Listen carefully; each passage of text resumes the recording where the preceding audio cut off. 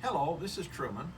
One day I was walking here in my neighborhood and I walked by this house and I noticed it wasn't well kept. It wasn't maintained at all. And then I walked by a few days later and I noticed there was an eviction notice on the door. Then I walked by a few days later and I noticed that there was piles of furniture and trash on the curb. And then a few days later I walked by and I noticed a construction crew was painting the house and putting in new sod and doing major repairs. Then out walked a few weeks later and I noticed a big moving van and a new family had moved in. This process takes place in America all the time, where a tenant abuses or fails to pay the rent and the landlord evicts them and then replaces them with a tenant that will take care of their property.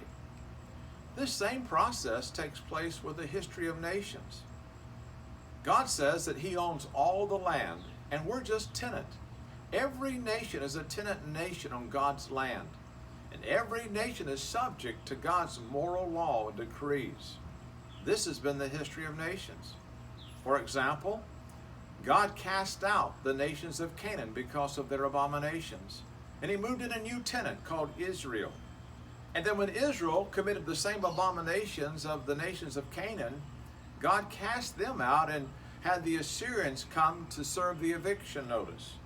And then later, God cast out the tenants of the Assyrians, served an eviction notice on them, and they lost their rights to the land. And then God raised up the Babylonians, and the Babylonians became God's judging eviction nation to evict many nations who had committed the same sins. And this has been the history of the nations. And then we come to the New World. The United States of America, by God's providence, has moved into this land and been given the tenant rights from the Pacific Ocean to the Atlantic. And God has blessed this nation and providentially used America to reach the nations with the good news of the gospel of Jesus Christ.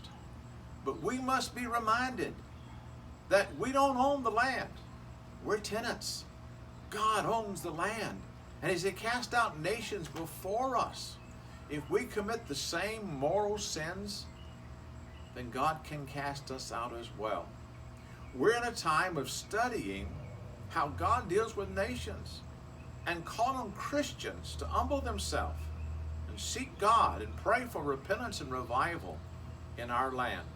Today's post, we deal with the principles of nations being tenants and God being the landlord.